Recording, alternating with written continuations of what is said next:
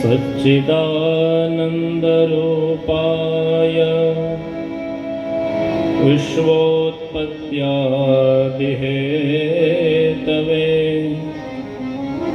तापत्रयविनाशाय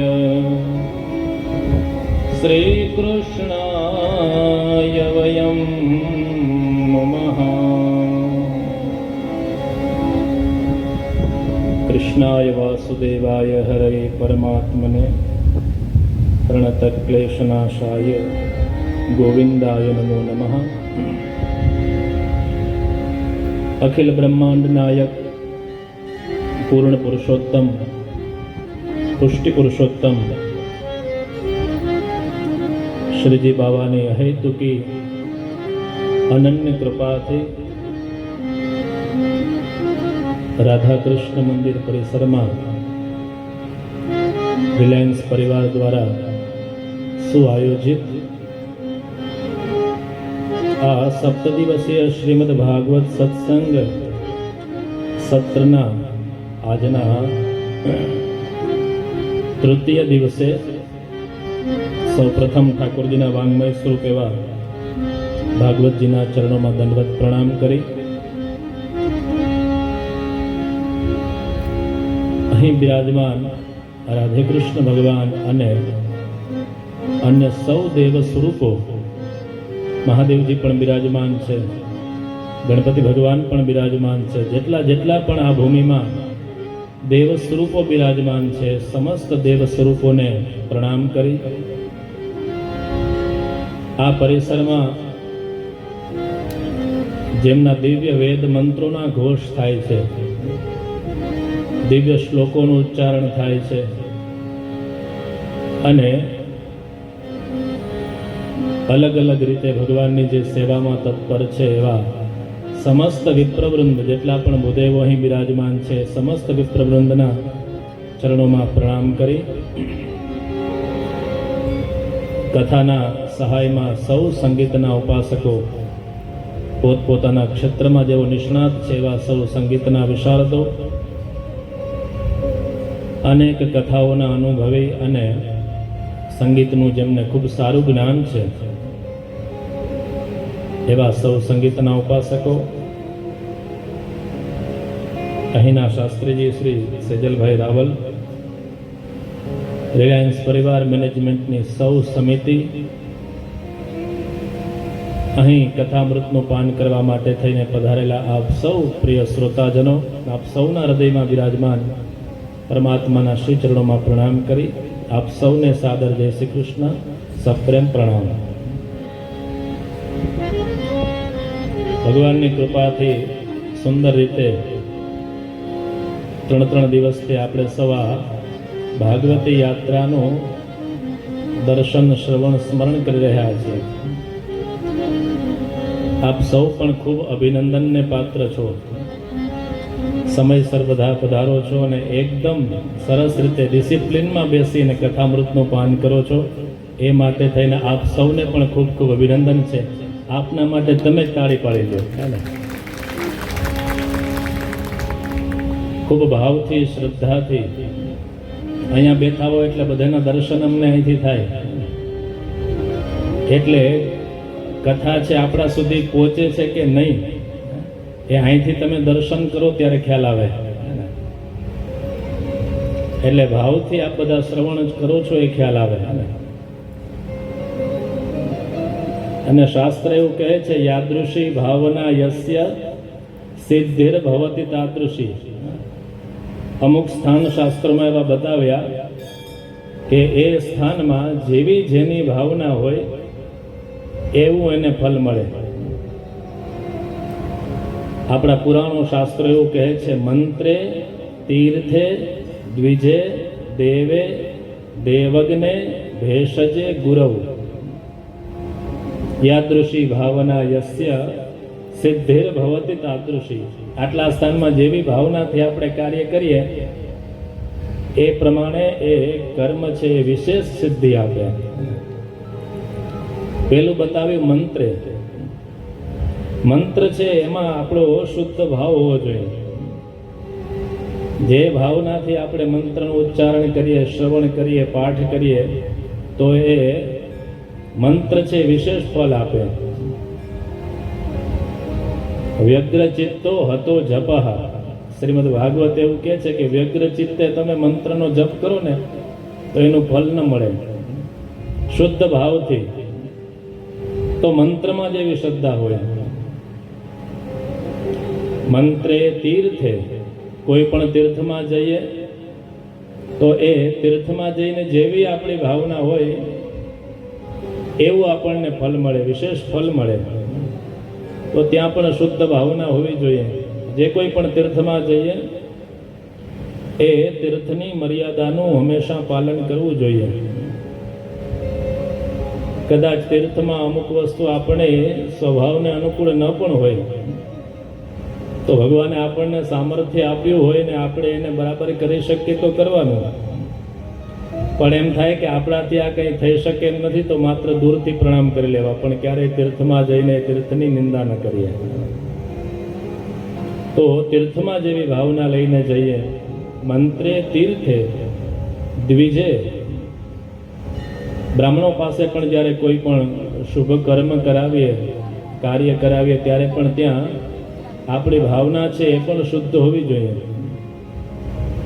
બ્રાહ્મણોના મંત્ર તો એનું કાર્ય કરશે જ, પણ એની સાથે, મંત્રની સાથે, ક્રિયાની સાથે આપણો ભાવ પણ શુદ્ધ જોડાવો જોઈએ. તો મંત્રે તીર્થે દ્વિજે દેવે. દેવ છે એમાં પણ જેવી આપણી ભાવના હશે, ભગવાન છે એમાં પણ. શાસ્ત્ર એવી આજ્ઞા કરે છે, ન દેવો વિદ્યતે કાષ્ઠે. ભગવાન છે માત્ર કાષ્ઠ કે પાષાણમાં નથી, પણ ભગવાન છે એ ભાવમાં છે. ભાવે હિ વિદ્યતે દેવ તસ્માદ ભાવો હિ કારણમ. તો જે ભક્તો હોય એના વિશેષ ભાવથી એ દેવની પૂજા કરવી જોઈએ. જે સ્વરૂપ આપણી પાસે હોય એની સેવા કરતા હોઈએ એ શુદ્ધ ભાવથી. મંત્રે તીર્થે દ્વિજે દેવે દૈવજ્ઞે. દૈવ એટલે નસીબ અથવા તો એનું જ્યોતિષ. જ્ઞ એટલે જાણકાર. કોઈ દેવજ્ઞ પાસે જાય, જ્યોતિષી પાસે જઈએ, આપણી શ્રદ્ધા હોય અને આપણે કંઈ પણ જોવડાવીએ ત્યારે પણ એમાં સારી ભાવના હોવી જોઈએ. જ્યોતિષ છે એ શ્રેષ્ઠ છે. આપણે ત્યાં શાસ્ત્રો એવું કહે છે કે જે વેદનારાયણ છે એનું એક અંગ છે ને એ જ્યોતિષ છે. જ્યોતિષા મયનમ ચક્ષુઃ. વેદના જે અંગો છે એમાં જ્યોતિષ છે ને એ નેત્ર છે, આંખ છે. હવે જો માણસ પાસે આંખ ન હોય તો એને આગળનું દેખાય નહીં. એટલે શાસ્ત્રોમાં દ્રષ્ટિ કરવી હોય, જીવનમાં દ્રષ્ટિ કરવી તો જ્યોતિષ અનિવાર્ય છે. જ્યોતિષ તો સત્ય છે. ક્યારેક આપણી ગણતરીઓમાં ભૂલ હોઈ શકે, પણ શાસ્ત્ર છે એ ચક્ષુનું કામ કરે છે. તો દૈવજ્ઞ પાસે જઈએ તો ત્યાં પણ આપણી શુદ્ધ ભાવના. ભેષજે, ઔષધનું જ્યારે ગ્રહણ કરતા હોય ત્યારે પણ ભાવના હોવી જોઈએ. ઘણી વખત આપણે એવું સાંભળીએ ને કે આમની દવા લઈને તો અમને મટી જાય. કદાચ કોઈ સારામાં સારા ડૉક્ટર પાસે જાય તો કે ત્યાં અમને મટે નહીં, પણ આમની દવા લઈને તો અમને સારું થઈ જાય. કારણ કે ત્યાં પછી આપણી એવી ભાવના જોડાઈ ગઈ હોય. ભેષજે અને ગુરવ. ગુરુજનો પાસે જઈએ વહાં પર भी हमारी सच्ची श्रद्धा होनी चाहिए, शुद्ध भाव. તો આટલા સ્થાનોમાં જેવી જેવી ભાવના લઈને જઈએ એ પ્રમાણે કાર્યની વિશેષ સિદ્ધિ થાય. મંત્રે તીર્થે દ્વિજે દેવે દેવજ્ઞે ભેષજે ગુરુ યાદૃશી ભાવના યસ્ય સિદ્ધિર્ભવતિ તાદૃશી. તો આટલા સ્થાનો છે એમાં શુદ્ધ ભાવનું ખૂબ મહત્વ છે. તો આપ બધા શુદ્ધ ભાવથી કથાનું શ્રવણ કરો છો એનો અમને પણ ખૂબ આનંદ છે. એટલે ભાવથી કથા શ્રવણ કરતા હો તો કેવું એનાથી વિશેષ ક્યારેક ક્યારેક કહેવાય જાય. દિવ્ય ભાગવતી યાત્રા શ્રી સુખદેવજી મહારાજે પરીક્ષિત રાજાને શ્રવણ કરાવી છે. શ્રીમદ ભાગવતનું ફલ શું પ્રયોજનો? યસ્યાંબે શ્રૂયમાણાયામ કૃષ્ણે પરમ પુરુષે ભક્તિરુત્પદ્યતે પુંસઃ શોકમોહ ભયાપહ.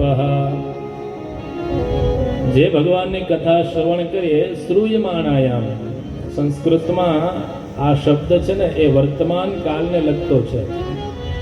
સાંભળતા સાંભળતા, નથી ભૂતકાળ નથી ભવિષ્યકાળ, વર્તમાન કાળ છે. જે શ્રવણ કરે તો એનું ફળ શું? કૃષ્ણે પરમ પુરુષે ભક્તિ ઉત્પદ્યતે. પરમ પુરુષ એવા કૃષ્ણ પરમાત્માની એને ભક્તિ પ્રાપ્ત થાય, એને ભગવાન પ્રત્યે પ્રીતિ થાય, ભગવાન પ્રત્યે ભાવ થાય સાંભળતા સાંભળતા. એટલે એનો મતલબ એવો થયો સદા સેવ્યા સદા સેવ્યા. વારંવાર એ કથાનું શ્રવણ કરતા કરતા ભગવાનમાં પ્રીતિ થાય, ભગવાનની એને ભક્તિ. બીજું શું ફળ બતાવ્યું? શોક મોહ ભયાપહ. ભગવાનની કથા સાંભળે તો મનુષ્યનો શોક છે નિવૃત્ત થાય, મનુષ્યનો મોહ છે દૂર થાય, અને મનુષ્યને લાગેલો ભય દૂર થાય. ત્રણ શબ્દ આપ્યા: શોક, મોહ અને ભય. તો શોક હંમેશા ભૂતકાળનો હોય. જે કોઈ પણ ઘટના થઈ જાય એનો મનુષ્યને પોતાના જીવનમાં શોક હોય. પણ ભગવાનની કથા સાંભળે ત્યારે માણસને જે શોક થયો હોય એ બધો ધીમે ધીમે નિવૃત્ત થાય. એટલે આપણે અહીંયા 2-3 કલાક જેટલી વાર બેસીએ ત્યારે બધું વિસ્મૃત થઈ જાય, એટલી તન્મયતા આવી જાય. ક્યાં બેઠા છે એનું પણ ક્યારેક ક્યારેક ભાન ન રહે. તો ભગવાનની કથા શ્રવણ કરતા કરતા શોક નિવૃત્ત થાય. ભગવાનની કથા સાંભળતા મોહ છે એ દૂર થાય. તો મોહનો અર્થ થાય, મોહ હંમેશા વર્તમાનનો હોય. મારું આ પદ છે, મારી આ પ્રતિષ્ઠા છે, મારી પાસે આટલી સંપત્તિ છે, અથવા મારી પાસે આટલું જ્ઞાન છે, આટલી વિદ્યા છે, આ બધું જે વર્તમાન છે એનો મોહ હોય. અહમ કરોમીતિ વૃથાભિમાનમ. તો ભગવાનની જે કથા સાંભળે એનો મોહ છે ધીમે ધીમે નિવૃત્ત થાય. તો કાર્ય કરવું કેવી રીતે? તો કહે છે નિમિત્ત ભાવથી. ભગવાને આ કાર્ય માટે મને નિમિત્ત બનાવ્યો છે, એ ભાવથી મનુષ્ય પોતાના જીવનમાં કાર્ય કરવું જોઈએ. જો એવી રીતે કાર્ય કરવાનો પ્રયત્ન કરે તો એનો મોહ છે ધીમે ધીમે ઘટતો જાય, આસક્તિ ધીમે ધીમે ઓછી થતી જાય. કારણ કે પેલી પંક્તિ આવે ને ગુજરાતીમાં, હું કરું એ જગ્યાનતા, શકટનો ભાર જેમ શ્વાન તાણે. એ શ્વાનને એમ થાય કે આ ગાડું તો હું હલાવું છું, પણ ખરેખર ગાડું હલાવનાર તો બીજા કોઈ છે. આપણે હટી જાય તો ગાડા તો હાલવાના જ છે. પણ ભગવાને દરેક કાર્યમાં આપણને નિમિત્ત બનાવ્યા છે કે તમારા હાથે આ કાર્ય થવાનું છે. એટલે એમાં પણ ભગવાનની કૃપા માનવી જોઈએ. અમે કથા વાંચવા મને હોય, તમારી જગ્યાએ બીજા હોય, કથા તો થવાની જ હોય, એ નિશ્ચિત છે. પણ ભગવાન કોઈને નિમિત્ત બનાવે. આપ આમાંથી સાંભળવા ન આવી શકે તો બીજા કોઈ આવે, શ્રોતા પણ આવવાના, જેના ભાગ્યમાં હશે આવશે જ. એ નિશ્ચિત છે. ભગવાને આપણને નિમિત્ત બનાવ્યા. એ નિમિત્તનો ભાવ હોય તો મનુષ્યના જીવનમાં બહુ મોહ ન રહે. પણ આ બધું કઠિન છે, એટલે કીધું ધીમે ધીમે એ થાય. અને ત્રીજું બતાવ્યું ભયાપહા. ભવિષ્યકાળનો જે ભય છે એ પણ ભગવાનની કથાનું શ્રવણ કરતા કરતા ધીમે ધીમે એ નિવૃત્ત થાય. શાસ્ત્ર પણ કહે છે ગતે શોકો ન કર્તવ્ય ભવિષ્યમ નૈવ ચિંતયેત વર્તમાનેન કાલેન વર્તયંતે વિચક્ષણઃ. તો શોક મોહ ભયાપહા એવી આ ભાગવતી યાત્રા નૈમિષારણ્ય નામના ક્ષેત્રમાં સૌનકાદિ ઋષિઓ સહસ્ર સંસત્ર યજ્ઞ કરી રહ્યા છે. સુતજી મહારાજ પધાર્યા, એમને પ્રણામ કર્યા, એમનું સ્વાગત કર્યું.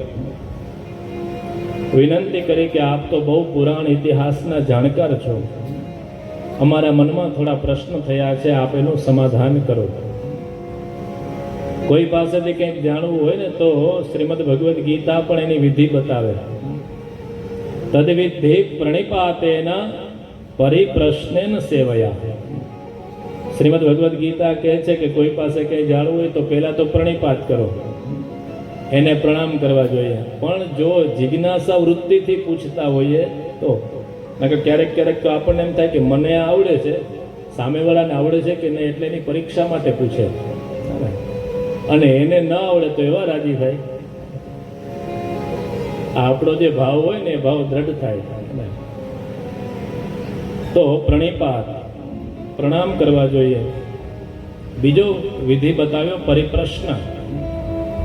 કોઈ પણ ચર્ચા થતી હોય તો ફરી એની અંદરનો પ્રશ્ન કરી.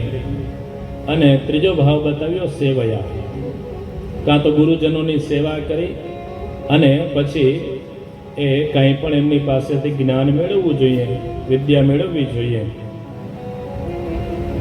તો પ્રણામ કર્યા, અગ્નિ કાર્ય પૂર્ણ કર્યું છે.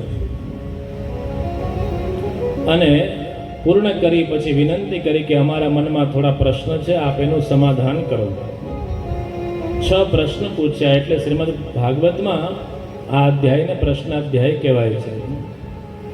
પુંસામ એકાંતતઃ શ્રેયઃ ચાવતાર પ્રયોજનમ તસ્ય કર્માણ્યપી તથા ચાવતાર કથામપી કૃષ્ણાવચરિતમ ધર્મઃ કમ શરણમ ગતઃ.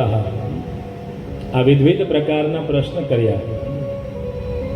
મનુષ્ય જીવનનું પરમ કલ્યાણ શેમાં છે એ સમજાવો. શાસ્ત્રોનો સાર શું છે એ સમજાવો. चावतार प्रयोजनम, भगवान के अवतार का प्रयोजन क्या है वो हमें बताइए. भगवान के जो विविध कर्म है, भगवान की जो लीला है, उसकी यश कथा है, उनका आप हमें श्रवण किए. भगवान ने जो अपनी स्वेच्छा थी जो अवतार धारण किए हैं वो प्रभु की कथा हमें सुनाइए. कृष्णावचरितम, બલરામ અને કૃષ્ણચંદ્રનું જે દિવ્ય ચરિત્ર છે એની કથા સંભળાવો. અંતિમ પ્રશ્ન કર્યો ધર્મ કમ શરણમ ગતઃ. પ્રભુ સ્વધામ પધાર્યા પછી ધર્મ કોને શરણે ગયો એની કથા અમને સંભળાવો. વિવિધ પ્રશ્ન કર્યા છે અને એ પ્રશ્નોના ઉત્તરમાં સૂતજી મહારાજ છે પોતાના ગુરુ વ્યાસજીને મનોમન પ્રણામ કરે છે, શ્રી સુખદેવજીને મનોમન પ્રણામ કરે છે. નારાયણમ નમસ્કૃત્ય નરં ચૈવ નરોત્તમં દેવીમ સરસ્વતીમ વ્યાસમ તતો જયમ ઉદીરયે. ગુરુ વંદના કરી, ગુરુ પરંપરાને પ્રણામ કર્યા છે અને કહે છે કે મનુષ્યનો પરમ ધર્મ એ ભગવાન શ્રી કૃષ્ણની ભક્તિ છે. પ્રથમ પ્રશ્ન પૂછ્યો કે પરમ ધર્મ શું છે, પરમ કલ્યાણ શેનાથી થાય, એનું સાધન શું છે. સવે પુંસામ પરો ધર્મ યતો ભક્તિ અધોક્ષજે અહેતુક્ય પ્રતિહતા યયાત્મા સંપ્રસિદ્ધતિ. મનુષ્યનો પરમ ધર્મ છે એ ભગવાનની ભક્તિ પ્રાપ્ત થાય, ભગવાનની સેવા પ્રાપ્ત થાય. એટલે સેવાનો ભાવ છે, ભગવાનની ભક્તિ પ્રાપ્ત થવી એ મનુષ્યનો પરમ ધર્મ છે. એ ભક્તિ પણ કેવી? અહેતુક્ય અપ્રતિહતા, હેતુ વિનાની. હેતુ વિનાની ભક્તિ પ્રાપ્ત થાય અને અખંડિત, અપ્રતિહતા. ખંડિત નહીં, તૂટક નહીં, દ્રઢ ચરણ કેરો ભરોસો, દ્રઢ ભરોસો થાય. થોડું લૌકિક કાર્ય ન થાય ને મન ડગમગે એમ નહીં. એ અપ્રતિહતા ભક્તિ, અવિચ્છિન્ન ભક્તિ, તૈલધારાવત ભક્તિ. જલધારા નહીં પણ તૈલધારા, એ અખંડિત ભક્તિ, જેનાથી ભગવાન પ્રસન્ન થાય, અંતરાત્મા રાજી થાય. એવી ભગવાનની અડગ ભક્તિ પ્રાપ્ત થાય એ મનુષ્ય જીવનનો પરમ ધર્મ છે. મનુષ્ય જે કોઈ પણ ક્રિયાકલાપ કરે એ બધું અંતે નારાયણને જ સમર્પિત થાય. જેમ કોઈ પણ વૃષ્ટિનું જલ છે અંતે સમુદ્રને મળે, એમ સર્વદેવ નમસ્કારમ કેશવમ પ્રતિગચ્છતિ, એ અંતે તો ભગવાન નારાયણને પ્રાપ્ત થાય. કોઈ પણ યજ્ઞ કરીએ, કોઈ પણ ક્રિયા કરીએ, જ્ઞાન શાસ્ત્ર, ધર્મશાસ્ત્ર બધે જે છે એ અંતે તો આપણને નારાયણ તરફ લઈ જાય. વાસુદેવ પરા વેદા, વાસુદેવ પરા મખા, વાસુદેવ પરા યોગા, વાસુદેવ પરા ક્રિયા. આ બધું છે એ અંતે તો વાસુદેવ તરફ લઈ જનાર છે. આવું દિવ્ય જ્ઞાન આપ્યું છે. ભગવાનને જે વિવિધ લીલાઓ છે એ સમજાવી છે. ભગવાને વિવિધ પ્રકારના અવતાર ગ્રહણ કર્યા એ સમજાવ્યું. જગૃહે પૌરુષમ રૂપમ, ભગવાને લીલા કરવા માટે થઈ અને પૌરુષનું રૂપ દઈ ભગવાનનું દિવ્ય સ્વરૂપ બતાવ્યું. ક્ષીરસાગરમાં શયન કરે, નાભી કમલમાંથી બ્રહ્માજી ઉત્પન્ન થાય છે. ભગવાનનું સ્વરૂપ કેવું છે? બહુ દિવ્ય સુંદર શ્લોક છે. વિષ્ણુ સહસ્ત્રનો જે પાઠ કરતા હોય એને ખ્યાલ હોય, ધ્યાનમાં ભગવાનનું દિવ્ય સ્વરૂપ બતાવ્યું.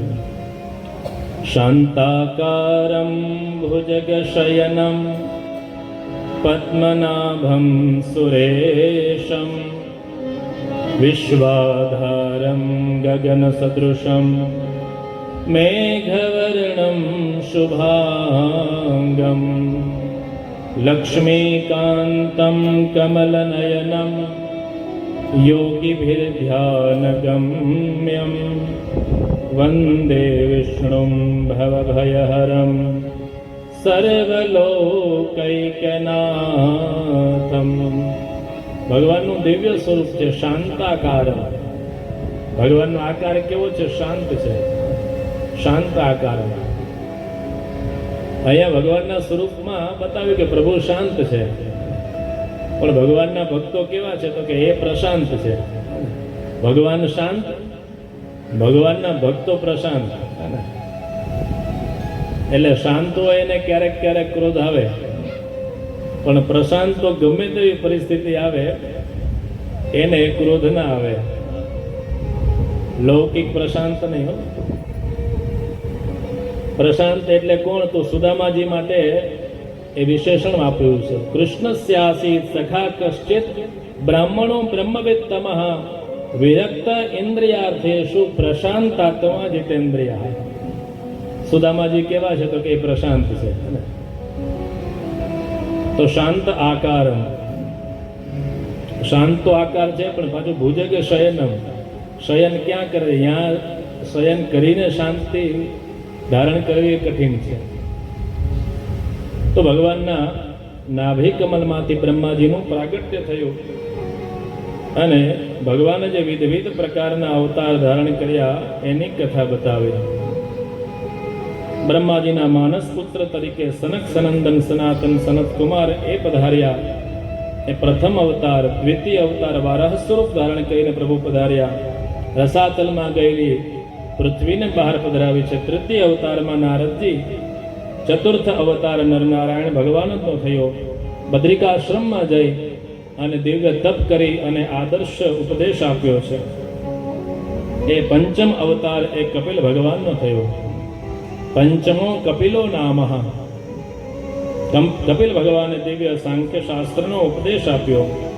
છઠ્ઠા અવતારની અંદર અત્રિ મુનિ અને સતી અનસૂયાને ત્યાં દત્તાત્રેય સ્વરૂપે ભગવાન પધાર્યા છે. તતઃ સપ્તમ આકુત્યામ રુચિર યજ્ઞોભ્યજાયત. સપ્તમ અવતારની અંદર ભગવાન યજ્ઞ નારાયણનો થયો છે. અષ્ટમ અવતાર એ ઋષભદેવજીનો થયો છે. એમણે એમના ભરત ઇત્યાદિ પુત્રોને દિવ્ય જ્ઞાન આપ્યું, એ કથા સંભળાવી. નવમ અવતાર એ પૃથુ મહારાજનો થયો છે. એ પૃથુ ઉપરથી જ આ પૃથ્વી એવું નામ થયું, પૃથ્વીનું દોહન કર્યું છે એમણે. એ પૃથુ ભગવાનનો અવતાર બતાવ્યો. દસમ અવતાર એ મત્સ્ય રૂપ લઈ ભગવાને સત્યવ્રત રાજાને નૌકામાં બેસાડીને જ્ઞાન આપ્યું હતું, એ કથા સંભળાવી. 11મો અવતાર એ કચ્છપ નારાયણ મંદરાચલ પર્વતને સ્થિર કર્યા છે. 12મો અવતાર એ ધન્વંતરી ભગવાનનો થયો, સમુદ્રમાંથી અમૃત પધરાવીને આવ્યા. 13મો અવતાર એ મોહિની સ્વરૂપ, એ અમૃતનો વિભાગ કરી અને દેવતાઓને પાન કરાવ્યું છે. 14દશમ નારસિંહમ 14મો અવતાર ભગવાન નૃસિંહજીનો થયો. ભક્ત પ્રહલાદના રક્ષણ માટે થઈ પ્રભુએ મહાભયાનક સ્વરૂપ ધારણ કર્યું છે. ત્યાર પછીનો 15મો અવતાર એ વામનજીનો અવતાર છે. વામનજી કેવા છે તો કહે છે, દુષ્ટાના મદમ વામનયતિ ઇતિ વામનઃ. દુષ્ટ લોકોના મદ અભિમાન છે એનું દમન કરે, એનું નામ વામન છે. બલિરાજાના યજ્ઞમાં જઈ 3 ડગલા ભૂમિ લઈ અને દેવતાઓનું કાર્ય સિદ્ધ કર્યું. વામન સ્વરૂપે પધાર્યા. ત્યાર પછી 16મો અવતાર પરશુરામજીનો થયો. 17મો અવતાર વેદવ્યાસજીનો થયો છે. પરાશર મુનિ અને સત્યવતીના પુત્ર વેદવ્યાસ એ ભગવાનનો કલાવતાર છે. વેદોના વિભાગ કર્યા, વિસ્તાર કર્યા, અનેક પુરાણોની એમણે રચના કરી છે. ત્યાર પછી 18મા અવતારમાં મર્યાદા પુરુષોત્તમ ભગવાન શ્રી રામચંદ્રજીનો થયો. 19 અને 20માં બલરામ અને શ્રી કૃષ્ણ અવતાર સ્વરૂપે ભગવાન પધાર્યા. ત્યાર પછી બુદ્ધાવતાર અને કલ્કી અવતાર, ધર્મ અને મનુ આમ બતાવી અને 24 અવતારોની દિવ્ય કથા કહી છે. અવતારની કથા બતાવી ત્યાર પછી સમજાવ્યું કે આપે જે પ્રશ્ન કર્યો છે બલરામ અને કૃષ્ણનું દિવ્ય ચરિત્ર સંભળાવો, એની માટે એક આખો સ્કંદમાં એની એ કથાને શ્રવણ કરાવશું. ધર્મ કોને શરણે ગયો છે તો કહે છે, ઇદમ ભાગવતમ નામ પુરાણમ બ્રહ્મ સંમિતમ ઉત્તમ શ્લોક ચરિતમ ચકાર ભગવાન ઋષિ. જેના આપણે આશ્રયમાં છીએ એ જ શ્રીમદ ભાગવતમાં ભગવાને પોતાનું દિવ્ય તેજ પધરાવ્યું છે. શ્રી સુખદેવજી મહારાજે પરીક્ષિત રાજાને એ દિવ્ય ભાગવતની કથા સંભળાવી છે. ભગવાન જ્યારથી સુધામ પધાર્યા ત્યારથી એ પુરાણ રૂપી આ સૂર્યનો ઉદય થયો છે. કૃષ્ણ સ્વધામો પગતે ધર્મ જ્ઞાનાદિભિ સહ કલૌ નષ્ટ દ્રશામે સ પુરાણાર્કો અધુના ઉદિતઃ. જ્યારથી પ્રભુ પધાર્યા ત્યારથી પુરાણ રૂપી સૂર્ય એ શ્રીમદ ભાગવતનો ઉદય થયો છે. જેમ સૂર્ય છે જીવનદાતા છે, એમ ભાગવત છે એ પણ જીવનદાતા છે. સૂર્ય છે રોગને દૂર કરે, એમ શ્રીમદ ભાગવત છે એ પણ અંતઃકરણના જે દોષ છે એને નિવૃત્ત કરે છે. 2 અધ્યાયની અંદર આવી સંક્ષિપ્તમાં બધા અવતારોની કથા સંભળાવી. આટલી કથા કરી અને સુતજી મહારાજ છે શાંત થયા. વિચારતા હતા કે તપાસીએ કે હવે આમને કંઈ આગળ સાંભળવું છે કે આટલામાં સંતોષ થઈ ગયો. કોઈ નિષ્ણાત વેપારી હોય ને તો આપણે એની દુકાને જઈએ, એ થોડાક સેમ્પલ બતાવે એટલે એ અંદાજ મારી લે કે હવે આમને લેવાની ગણતરી છે કે નહીં. આપણે બહુ જિજ્ઞાસા વ્યક્ત કરીએ તો પછી બીજી આગળ વસ્તુ બતાવે. એમ સુતજીએ પણ સંક્ષિપ્તમાં 2 અધ્યાયમાં આ બધી કથા કરી અને શાંત થયા. શૌનકાદી ઋષિઓ કેવા લાગ્યા કે અમે આમ આપને શાંત થવા દઈએ એમ છીએ ને. સૂત સૂત મહાભાગ વદનો વદતાંબર કથાં ભાગવતીં પુણ્યાં યદાહ ભગવાન સુકઃ કસ્મિન યુગે પ્રવૃત્તેયં સ્થાને વા કેન હેતુના કુતઃ સંચોદિતઃ કૃષ્ણઃ કૃતવાન સંહિતા મુનિ. આમ તો 88,000 ઋષિ મુનિઓ પણ એ બધાના એક પ્રતિનિધિ રૂપે સૌનક ઋષિ છે. એમણે વિનંતી કરી કે પ્રભુ આપે કીધું કે મેં શ્રી સુખદેવજી મહારાજ પાસે આ ભાગવતની કથા શ્રવણ કરી છે, તો એ ભાગવતની કથા ત્યાર પછી કોણે કોણે ક્યારે ક્યારે કરી એ કથા અમને સંભળાવી. શ્રી સુખદેવજી મહારાજે પરીક્ષિત રાજાને શા માટે કથા સંભળાવી એની કથા કહો. અમે તો એવું સાંભળ્યું છે કે શ્રી સુખદેવજી મહારાજ તો માત્ર ગોદોહન થાય એટલો સમજ જ એક ગૃહસ્થના ઘરે રહે, તો આટલા 7 દિવસ સુધી કેવી રીતે એક સ્થાનમાં બેઠા. અને આ પરીક્ષિત છે એ પણ મહાભાગવત છે, રાજા છે, એમણે અનશન લઈ અને શા માટે થઈને કથા સાંભળી એની કથા. સગોદોહન માત્રમ હિ ગૃહેશુ ગૃહમે દિનામ. ગોદહનનો સમય બતાવ્યો શાસ્ત્રોમાં કે 6 મિનિટ. તો શ્રી સુખદેવજી મહારાજ એક ગૃહસ્થના ઘરે માત્ર 6 મિનિટ જેટલો સમય રોકાય. તો આટલો સમય શું કામ રહ્યા એની કથા સંભળાવો. આપને આ ભાગવત કેમ મળ્યું એની કથા સંભળાવો. દ્વાપરે સમનુપ્રાપ્તે તૃતીયે યુગ પર્યયે જાતઃ પરાશરાદ યોગી વાસવ્યામ કલયા. સુતજી કહે છે કે સૌ પ્રથમ આપને વ્યાસ મહર્ષિની કથા કરું. દ્વાપર યુગમાં ભક્ત પરાશર મુનિ અને સત્યવતીના પુત્ર તરીકે ભગવાનના જ્ઞાન કલાનો અવતાર એ વ્યાસજી છે. એમણે એક વેદના વિભાગ કર્યા. એમના વિધવિધ જે શિષ્યો હતા એમને એક એક વેદ ભણાવ્યા. પૈલ ઋષિને ઋગ્વેદ ભણાવ્યા, જૈમિનીને સામવેદ, વૈશંપાયનને યજુર્વેદ, સુમંત મુનિને અથર્વેદ ભણાવ્યા. એટલે જેનો યજ્ઞોપવિત ધારણ કરવાનો અધિકાર હોય એમને વેદ આપ્યા.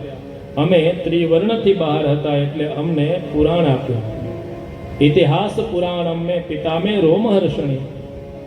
એ પુરાણની રચના કરીને એ બધા પુરાણો ભણાવ્યા. મહાભારતની રચના કરી છે. અનેક પુરાણોની રચના કરી અને એ પુરાણોનું જ્ઞાન આપ્યું. છતાં પણ વ્યાસજીના ચિત્તમાં શાંતિ નથી. આટલી આટલી રચનાઓ કરી છતાંય ચિત્ત શાંત નથી.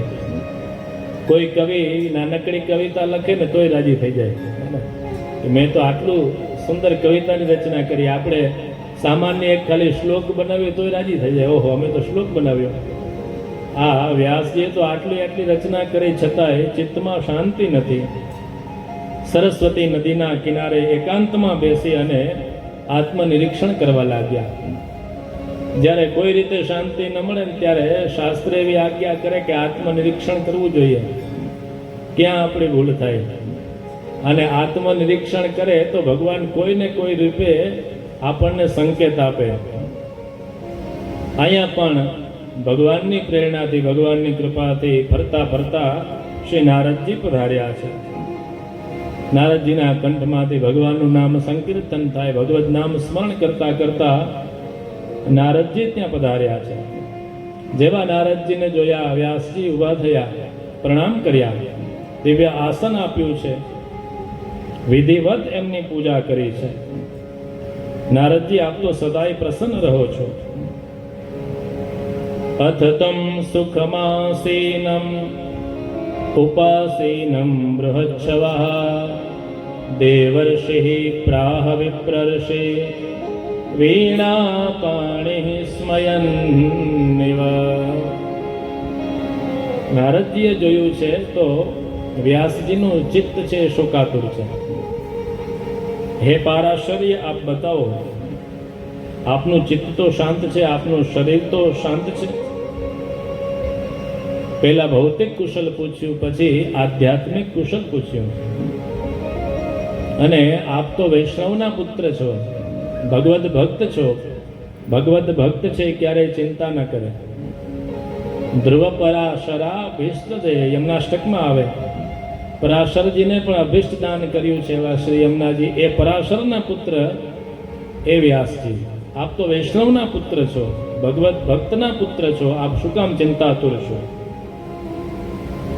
ત્યારે વ્યાસજી કહે છે, અસ્તેવ મે સર્વમિદં ત્વયોક્તમ તથાપિનાત્મા પરિતુષ્યતે મે તન્મૂલમવ્યક્તમગાધબોધમ પૃચ્છામહે ત્વાત્મભવાત્મભૂતમ પૃચ્છામહે ત્વાત્મભવાત્મભૂતમ. હે નારદજી, હું આપને પૂછું કે મારી પાસે તો બધું છે, છતાંય મારા ચિત્તમાં હજી શાંતિ નથી. આપ કેવા છો? તો કે અવ્યક્તમ અગાધ બોધમ. આપની પાસે તો ખૂબ જ્ઞાન છે, આપ મારા ચિત્તને શાંત કરો.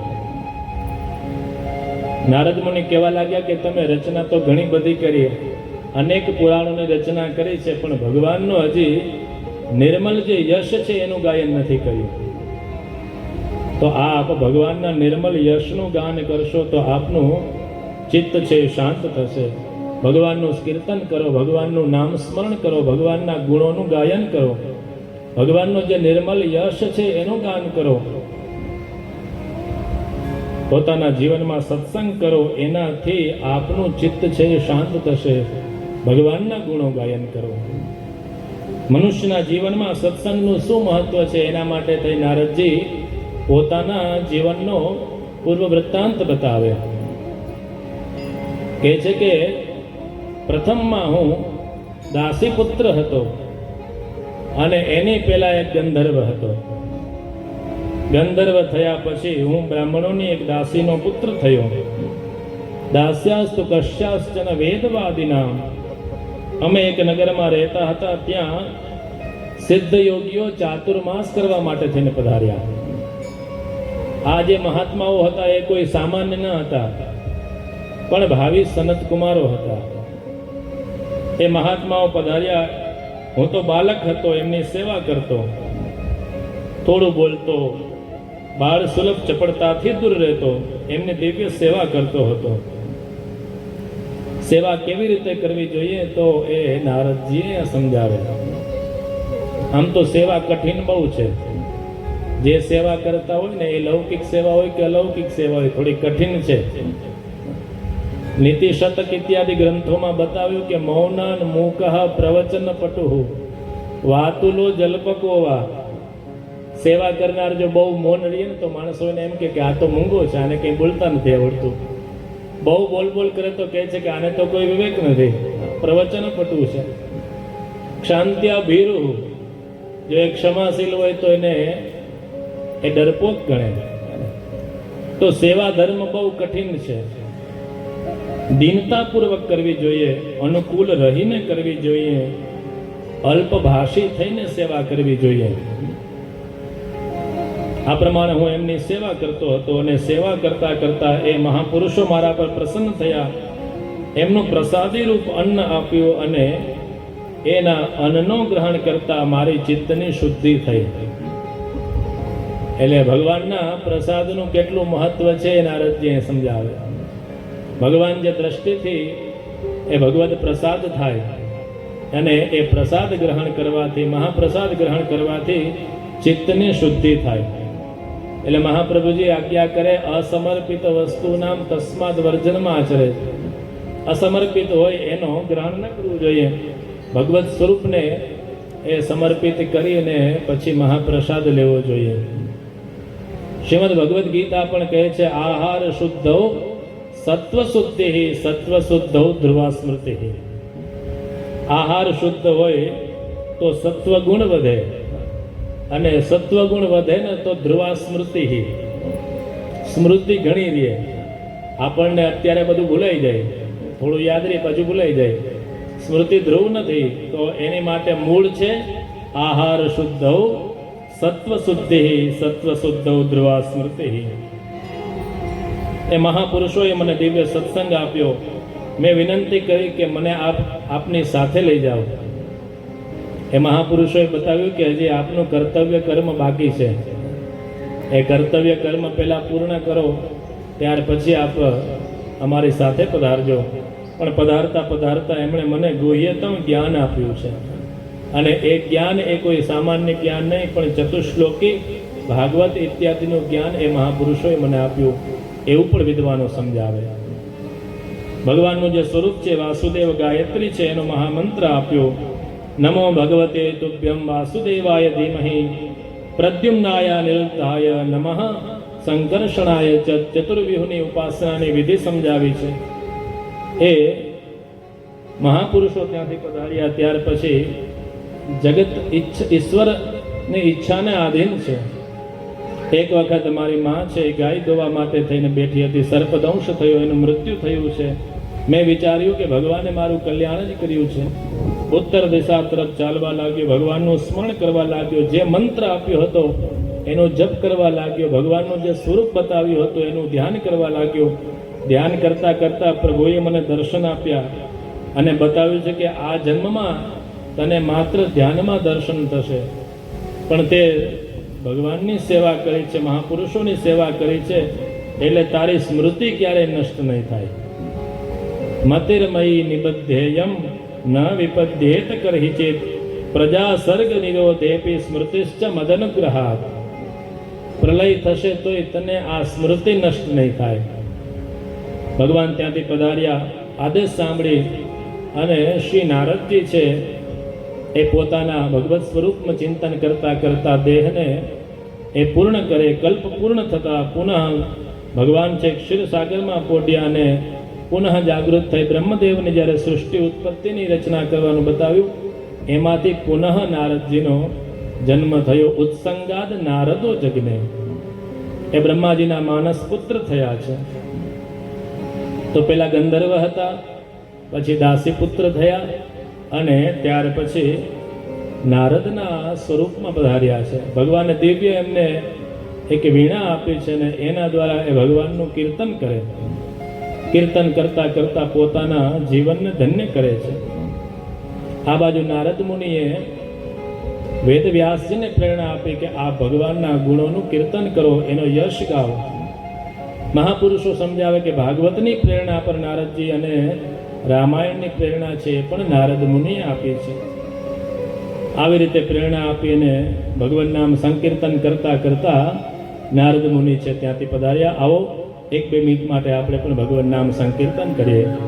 શ્રીમન નારાયણ નારાયણ નારાયણ, શ્રીમન નારાયણ નારાયણ નારાયણ, શ્રીમન નારાયણ નારાયણ, શ્રીમન નારાયણ નારાયણ નારાયણ, શ્રીમન નારાયણ નારાયણ નારાયણ, શ્રીમન નારાયણ નારાયણ નારાયણ, શ્રીમન નારાયણ નારાયણ નારાયણ, શ્રીમન નારાયણ નારાયણ નારાયણ, લક્ષ્મી નારાયણ નારાયણ નારાયણ, લક્ષ્મી નારાયણ નારાયણ નારાયણ, લક્ષ્મી નારાયણ નારાયણ નારાયણ, લક્ષ્મી નારાયણ નારાયણ નારાયણ, બદ્રી નારાયણ નારાયણ નારાયણ, બદ્રી નારાયણ નારાયણ નારાયણ, શ્રીમન નારાયણ નારાયણ નારાયણ, શ્રીમન નારાયણ નારાયણ નારાયણ, શ્રીમન નારાયણ નારાયણ નારાયણ, શ્રીમન નારાયણ નારાયણ નારાયણ, સત્ય નારાયણ નારાયણ નારાયણ, સત્ય નારાયણ નારાયણ નારાયણ, સત્ય નારાયણ નારાયણ નારાયણ, સત્ય નારાયણ નારાયણ નારાયણ, ભજમન નારાયણ નારાયણ નારાયણ, ભજમન નારાયણ નારાયણ નારાયણ, શ્રીમન નારાયણ નારાયણ નારાયણ, શ્રીમન નારાયણ નારાયણ નારાયણ, શ્રીમન નારાયણ નારાયણ નારાયણ, ગજમલ નારાયણ નારાયણ નારાયણ, હે મુझ में